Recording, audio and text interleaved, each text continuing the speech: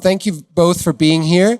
India is partner country of Inhorgenta this year, and this is why it was important that we have this conversation, because it's a growing market. It's also very much a growing influence on the global jewelry trade. And I want to start with you. Let me just find that question. Alice, you're a designer, and as a designer who collaborates with Indian artisans, including on enamel and other techniques, how do you think international audiences perceive Indian craftsmanship? And have you noticed any shifts in appreciation or demand for Indian-inspired jewellery over the years? I mean, certainly India's influence on jewellery is significant and has been for hundreds of years. I mean, if you look at Gainsborough paintings 150 years ago, the height of luxury was to wear Indian crafted product. In a contemporary landscape, I think that influence in jewellery is also becoming increasingly visible, because I don't think it was ever a question of not being interested. I think perhaps consumers were less aware of the fact that things that they loved were manufactured in India. But obviously, I think, as Milena rightly said, the influence of the Indian jewellery aesthetic is becoming more predominant everywhere you look in the world. Indian retailers are opening in the American market, obviously most notably Sabyasachi, who celebrated his 25 years, has had huge success in Bergdorf Goodman and now has his own store in New York. But he's not alone. Some of India's most celebrated mass luxury brands are also now opening in the States. So Viren Bhagat, who's perhaps one of the most important couture jewellers in the world, is about to open a beautiful store in London. So I think it's India's time. Thank you. And Radhika, how have Indian jewellery traditions and craftsmanship evolved over time? And why do you think that these cultural roots continue to resonate with global audiences today? I don't think necessarily traditions are changing. I think we're very close to our traditions and our culture, and I think it will always be that way. But I think as women or as consumers who buy jewelry, our lifestyles have changed. Women have jobs. They have voices now within India, and they have a strong sense of style themselves. And so I think as we look at tradition and moments like when we get married and bridal jewelry, which has been such a big part of Indian culture for many, many years, I think young brides now are looking for very different things to potentially what they used to get. They still want to wear heavy pieces, but they want their pieces to be versatile and wearable. So having multifunctional jewelry, I think, has become quite important. But I also think, as Milena also mentioned, things like our Mangal Sutras, which are pieces that we get gifted traditionally by our mother-in-laws when young brides get married.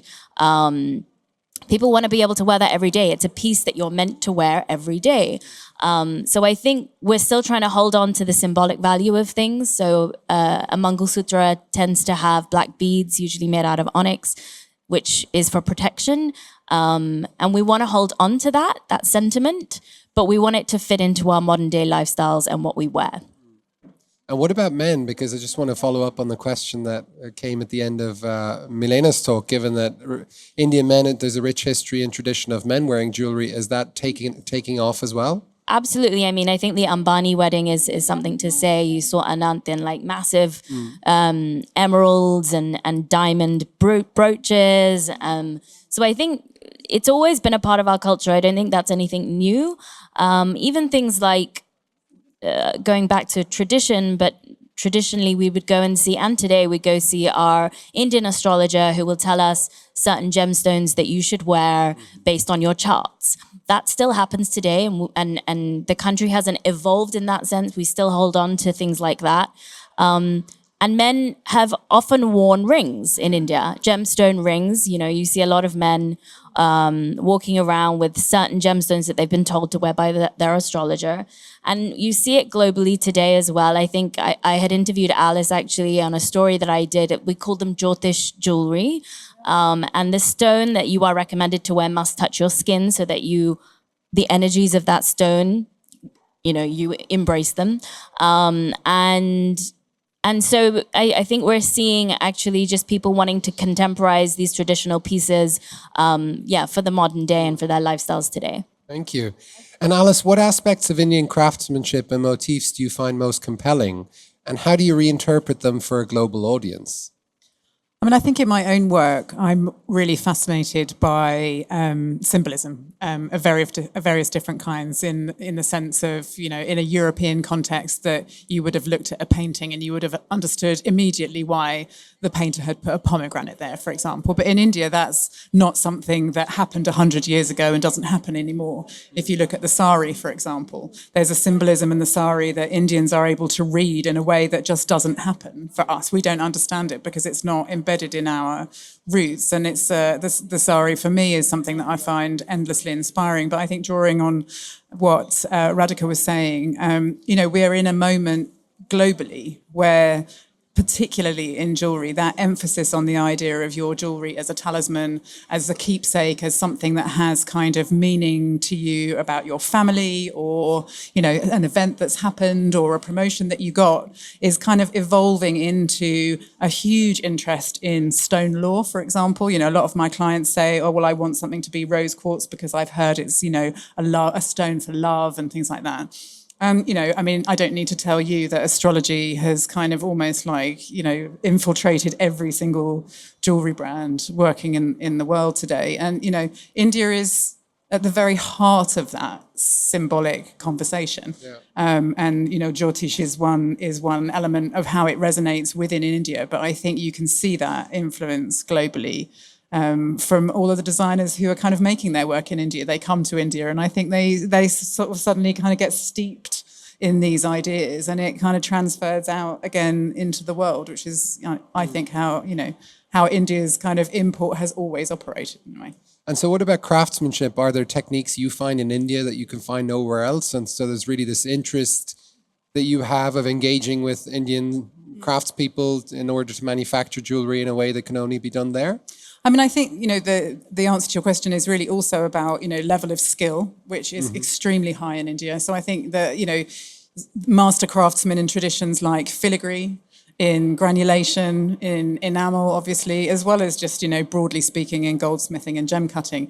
You know, there's a level of mastership or superlative craft that you find in India that's actually very difficult to find anywhere else. And, you know, I'm interested to see how much granulation is becoming part of a kind of jewellery conversation. You really can't get filigree made anywhere else. I mean, in Portugal now, they don't tend to make it in gold unless you're commissioning it because actually it's too expensive.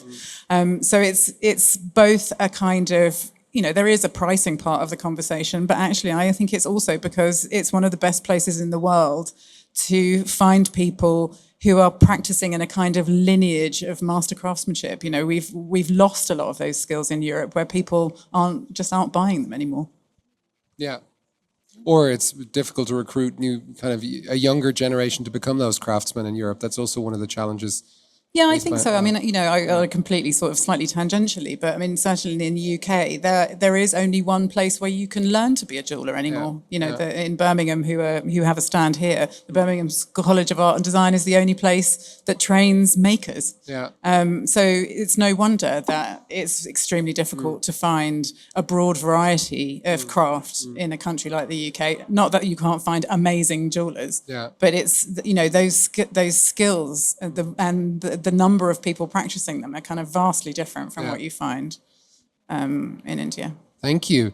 Radhika, in a crowded global marketplace, how do Indian jewellery brands use storytelling to differentiate themselves and connect emotionally with diverse audiences, be they Indian diaspora or be they people from those countries? Yeah, I think product comes first over anything. I think that's half the battle when it comes to storytelling. If you have a strong product design language, it's half the battle, and you know what you're saying when it comes to storytelling. And then when it comes to storytelling, I think visuals are so important in today's day and age. We are constantly consuming content.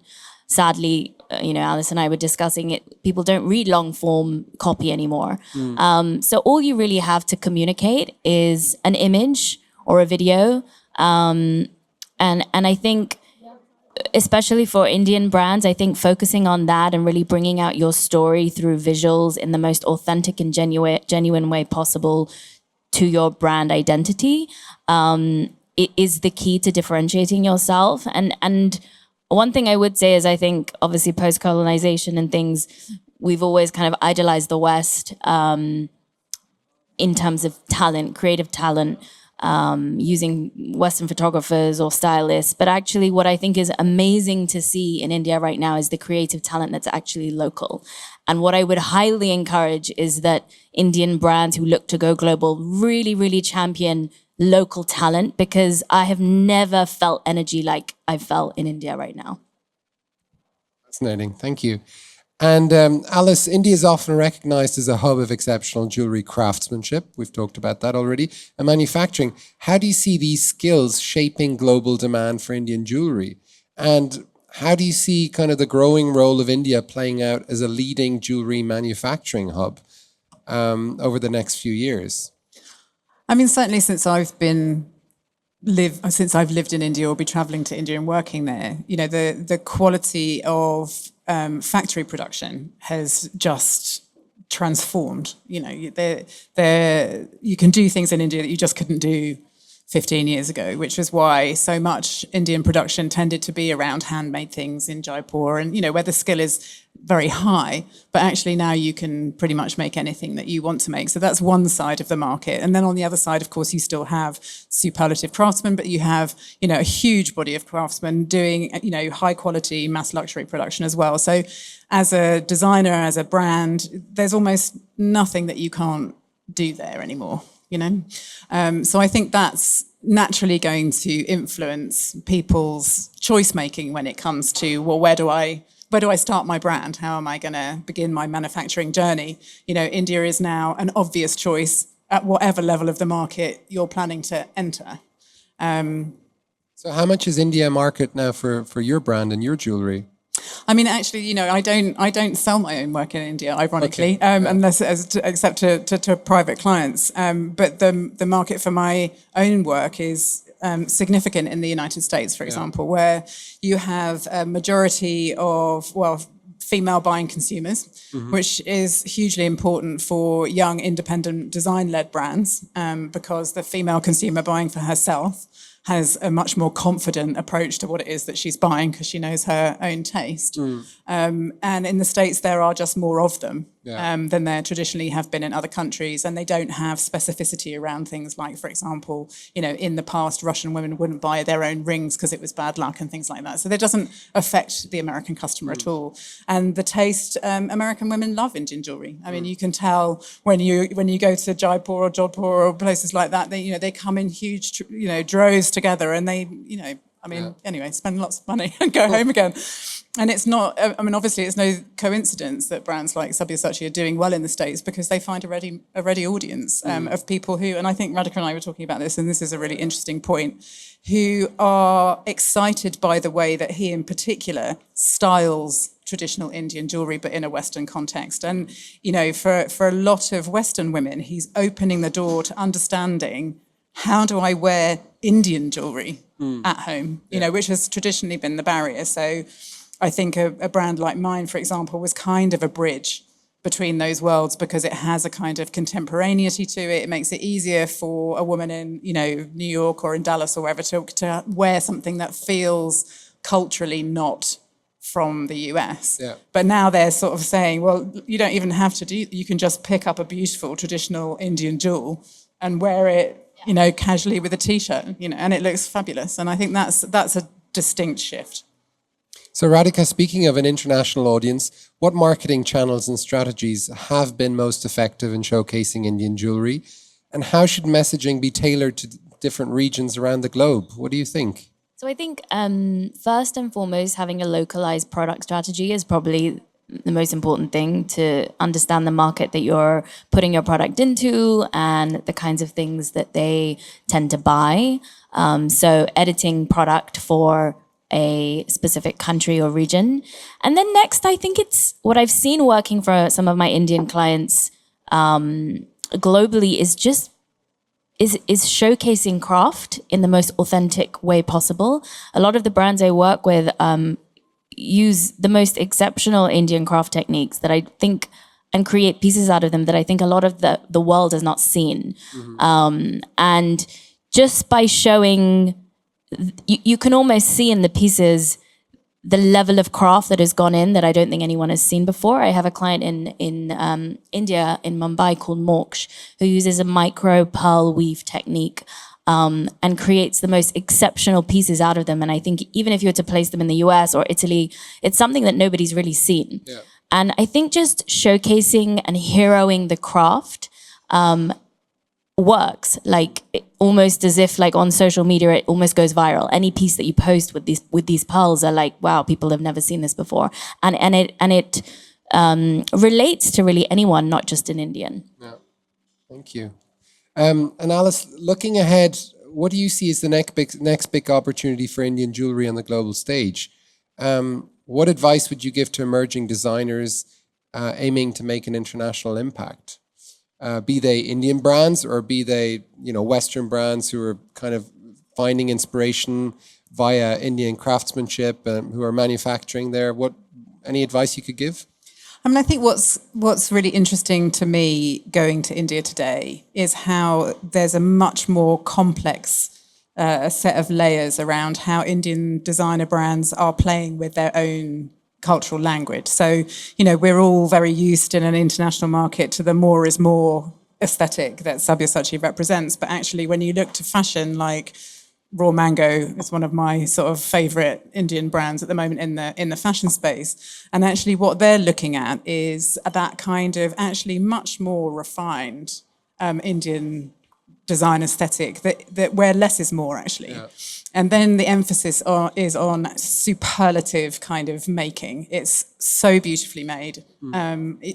Front is as good as the back, and that works for jewelry as well. So I think I would I would say that actually the world is ready for a more complex understanding of what Indian design aesthetic is about. There was a great show at the Barbican quite recently that was all like art from the 1950s in India through to the 1990s. And of course it's not, it's not the kind of traditional Indian miniature painting that a lot of us understand Indian art to be in the West. It's much more nuanced, and I would push that. There are many Indias, and actually Rajasthan is one, but Tamil Nadu and Kerala have a very different design aesthetic, and we're ready for that complexity in the world, I think, now.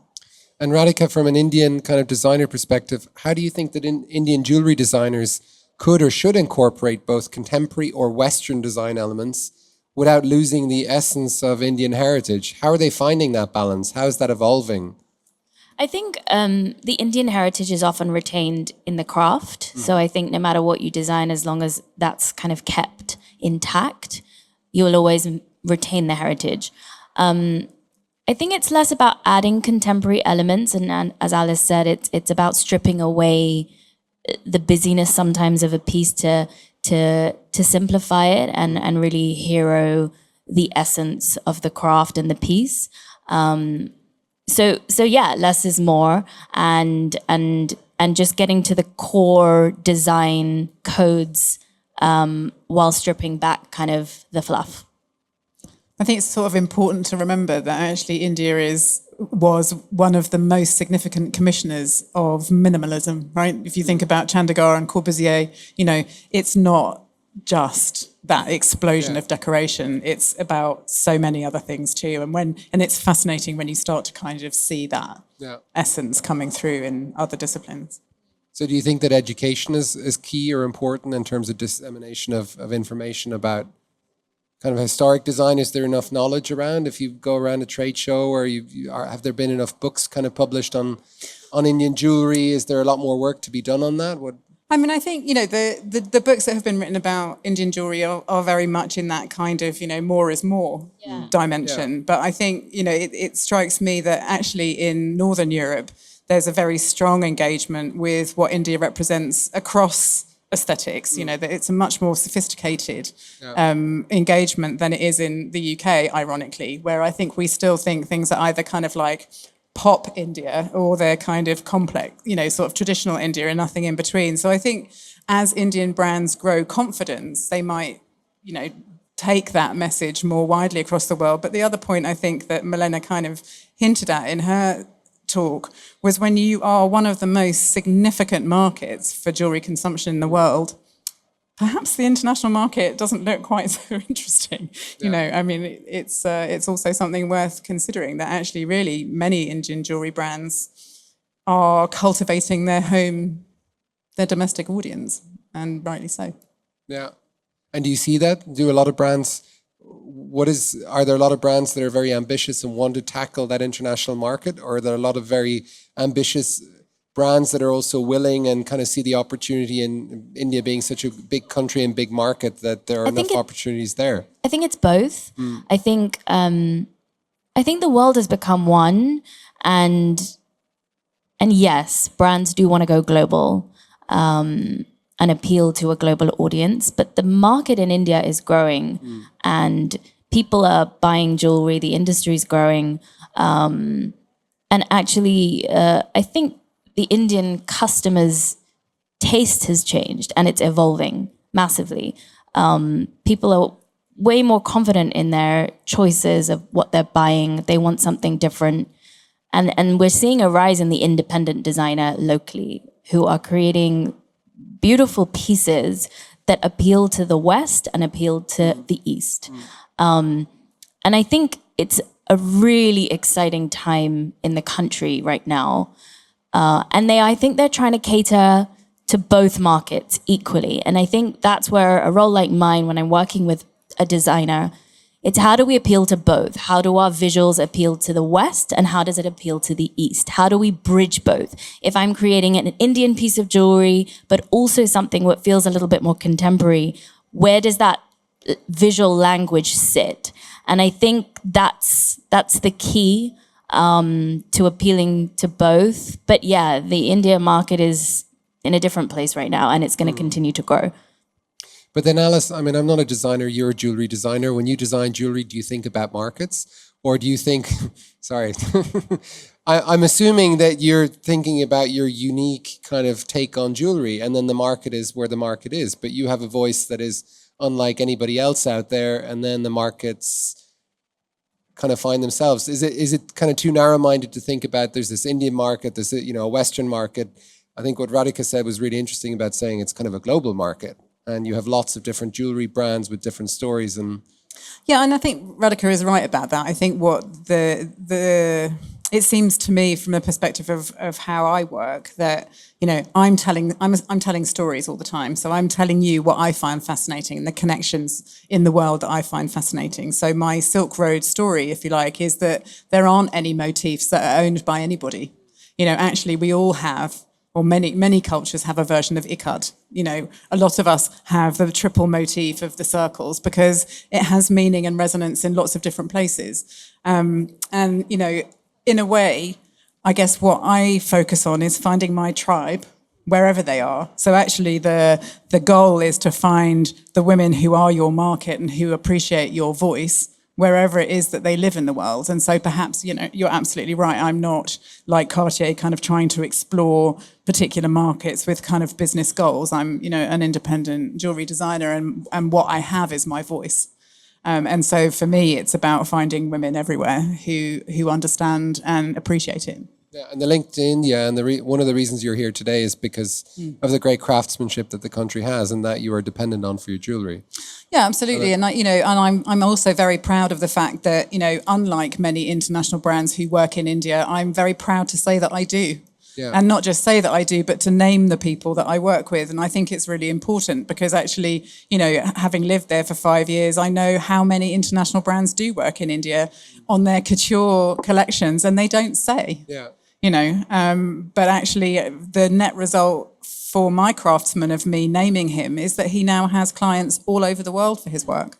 And it's really important because actually everyone who works in handmade craft, we're all in a fight for survival wherever we are in the world, and actually we owe it to each other to collaborate. Yeah.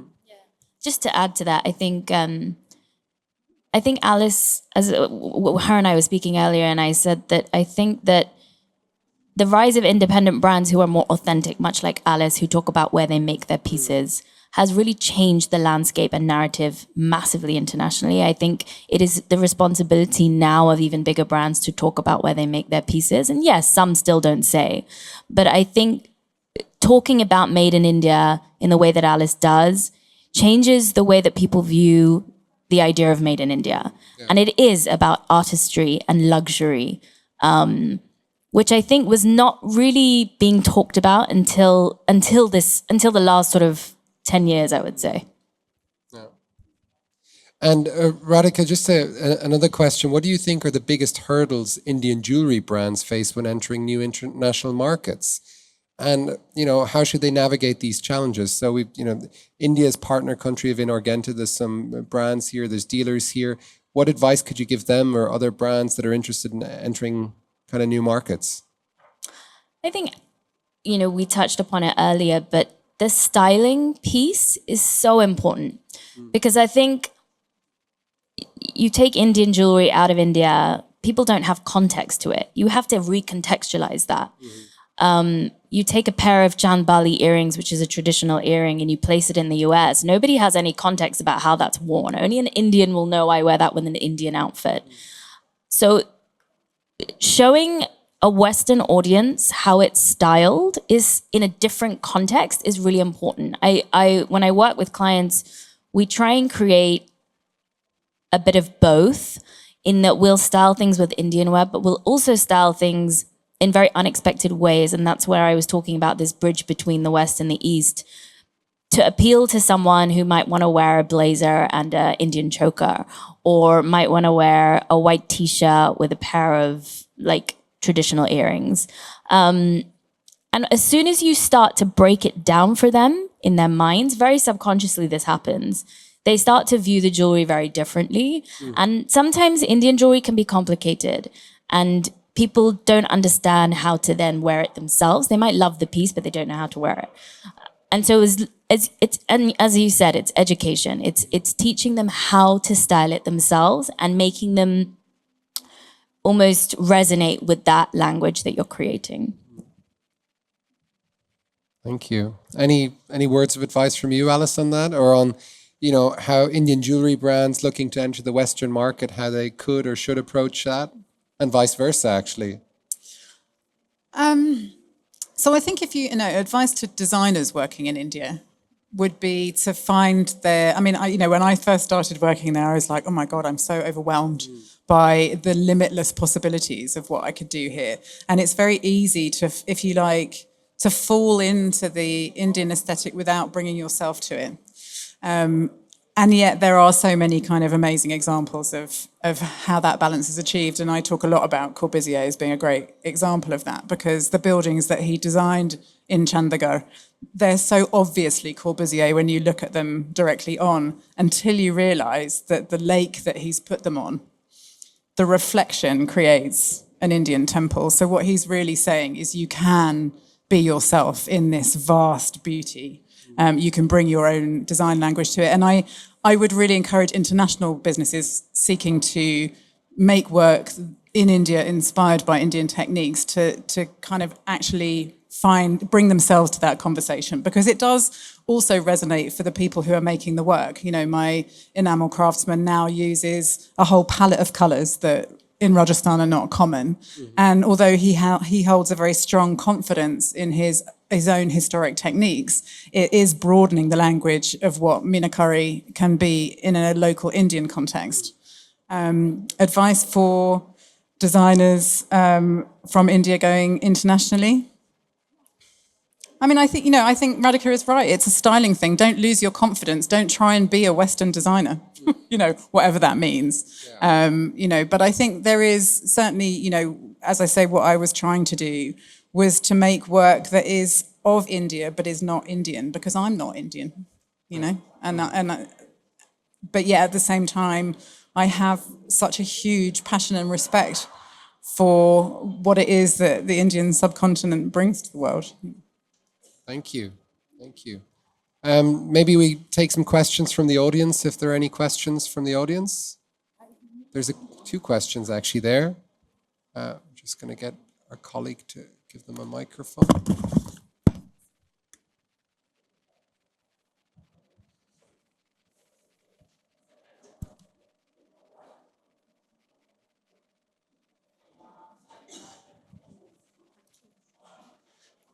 Hi, thank you. That was a wonderful talk, really inspiring. And I was just wondering, how would you suggest to independent or jewellery designers who are interested in collaborating with artisans or workshops, how would they start going about looking for those connections and introductions? That's a really good question. Well, I'd probably talk to the Indian Gem and Jewellery Council in the first instance, our generous hosts for this talk. You know, lots of Indian craftsmen are on Instagram. You know, I'd really encourage you to a certain extent to look there, you know, and go, you know, and actually what I would say about that that's really important, and I think it still is really important, is that lots of international designers go into India and think they can get what they want with a drawing and staying there for 3 days. It doesn't work like that. I sat with my Meenakari for a year, you know, collaborating with him, talking to him, understanding his practice. So when you're working with small-scale craftsmen who are masters, you have to give them the respect of an artist. They're not production centres. You know, they're artistic collaborators. And, you know, you wouldn't go to a Western artist and sort of shove a drawing in front of him. You would have to explain what it was that you wanted to do. And you will gain from that too, because they're sharing their process with you. So it was when my Meenakari said, you know, I was drawing and I was painting, and he's like, so I do the same thing, but I just paint on gold. And it was like an opening, but it took us a couple of months to get there, you know, so go. But also look widely across India, and don't forget that there are so many different traditions in different parts of the country. People tend to land in Jaipur and stay there. But actually, you know, you go to Calcutta and you'll get a filigree.